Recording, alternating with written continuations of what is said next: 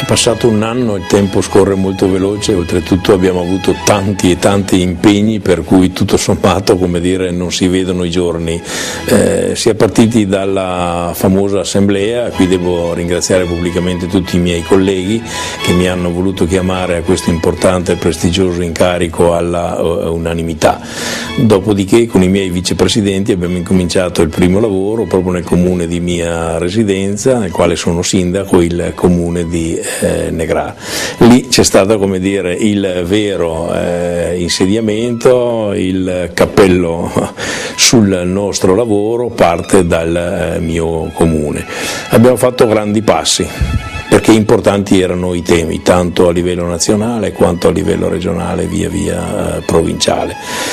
ANCI credo che sia l'organizzazione dei sindaci, l'organizzazione di grandissimo prestigio che cura gli interessi dei sindaci. Nella prima riunione a Negrar, presso la nostra cantina sociale, i sindaci si sono fatti sentire con il loro presidente perché le tematiche sono importanti, degne di sviluppo, tanto degne di attenzione che oggi molti comuni piccoli, medi, non riescono a far quadrare i loro bilanci.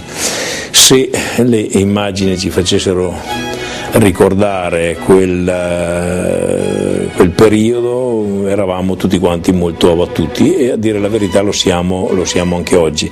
Però abbiamo fatto un'opera di pressing presso la Regione del Veneto con il nuovo insediamento del Presidente Zaia e abbiamo fatto un'opera di pressing tanto a livello nazionale nella nostra organizzazione, quindi l'ANCI nazionale, quanto nei vari incontri con i ministri.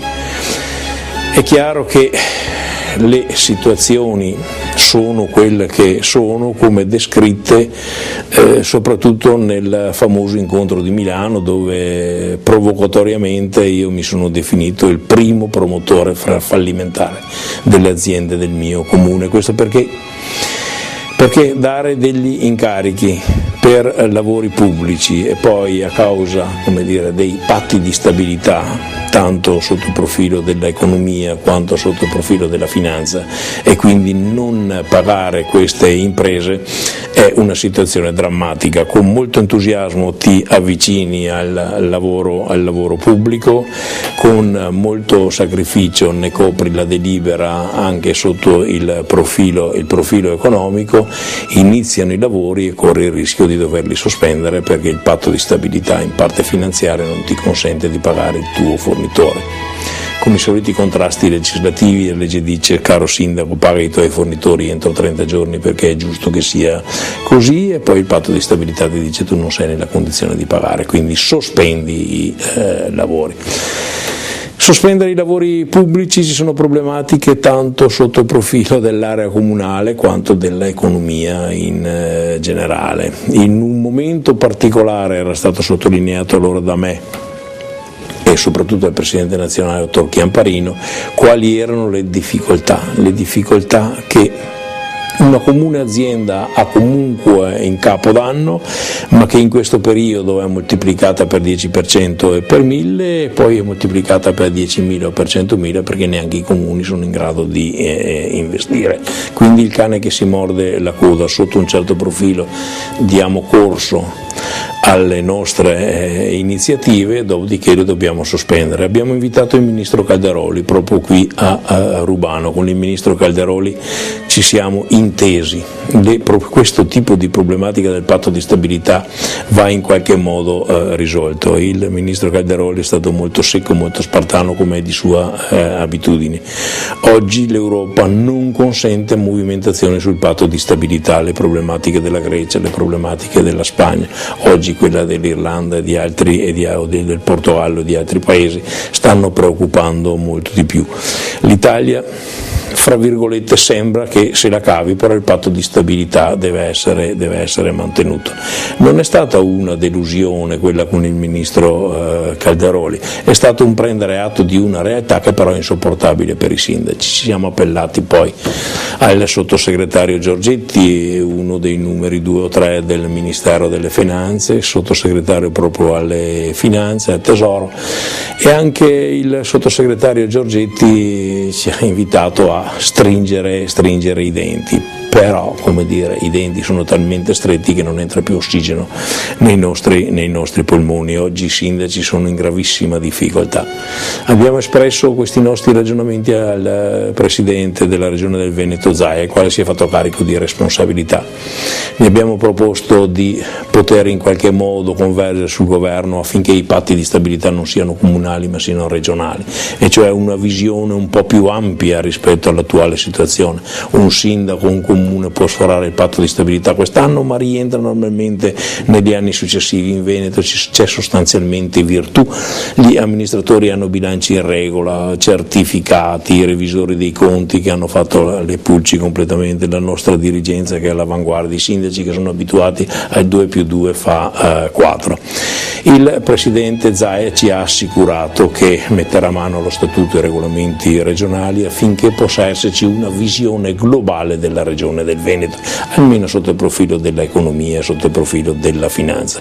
Noi puntiamo molto e ci crediamo moltissimo sotto questo profilo e sotto questi aspetti. Poi ci sono state riunioni delle nostre commissioni finanze che continuano a lavorare in questo senso per prospettare all'area di governo e all'area regionale questo nostro modo di pensare, per consentire quindi ai sindaci e ai comuni di avere le mani un po' più libere rispetto ad oggi, e per consentire alle imprese intanto, come dire, di sopravvivere o vivacchiare in qualche modo. Noi dobbiamo pagare le nostre imprese, noi dobbiamo fare dei lavori pubblici, non è giusto essere in queste condizioni, perché almeno dove il lavoro pubblico è valutabile, non dico una strada, dico semplicemente un'opera pubblica di prestigio, una scuola, piuttosto che una qualsiasi altra opera pubblica che possa essere facilmente, apro le virgolette, monetizzabile, chiuse le virgolette. Queste opere debbono essere consentite, è perfettamente inutile, lo sappiamo tutti, avere i beni demaniali in carico ai comuni e poi non essere concesso ai comuni per una storia o per l'altra la loro ristrutturazione e magari anche il cambio di destinazione d'uso, che è previsto nella legislazione nazionale ma che poi i patti di stabilità corrono il rischio di limitare profondamente. Quindi patto di stabilità, è probabile che nel 2010 in qualche modo sopravviveremo, anche se bisogna tenere in considerazione che oltre il 30% dei sindaci stanno sforando il patto di stabilità. Temo che al 31 dicembre 2010 questo 30% sarà aumentato clamorosamente. Nel 2011 il 2011 è una grande incognita. L'area di governo deve prendere in considerazione che chi ha i bilanci in regola deve funzionare come una normalissima famiglia, come una normalissima azienda. Chi non ha i bilanci in regola è un'altra roba. Io logicamente rappresento il Veneto e non posso che parlare per la regione del Veneto, per l'ANCI del Veneto. Qui abbiamo bilanci perfettamente in regola, c'è virtù, i dati sono precisi matematicamente, senza, come dire, splafonamento alcuno. C'è sicurezza di indirizzo, c'è sicurezza di scelte, c'è sicurezza nei pagamenti. Dobbiamo avere le mani libere per consentirci di programmare lavori pubblici, per consentirci di fare delle promesse che poi possano essere mantenute, se no rischiamo di minare la credibilità dei sindaci di tutta quanta l'area del Veneto, e questo sarebbe un peccato, perché buona amministrazione vuol dire punto di riferimento sul territorio nazionale. Siamo andati a Roma, abbiamo detto queste cose con molta semplicità, il Presidente Chiamparino ci ha sostenuti a tutti i livelli, sa benissimo che per almeno alcune regioni del nord Italia non è più accettabile un taglio orizzontale uguale per tutti. Mi rendo perfettamente conto che l'Italia è complessa, è lunga, molto macchinosa, con culture anche di tipo diverso, però qui ebbe a dire il Presidente Chiamparino e molto più umilmente il sottoscritto, le cose ci sono facilmente verificabili, non possiamo andare oltre, correre rischi di sospensione di lavori pubblici, soprattutto non possiamo correre il rischio della mancata programmazione per il 2011 o 2012. I nostri cittadini non solo sarebbero scontenti di noi, ma noi non saremo all'altezza della situazione.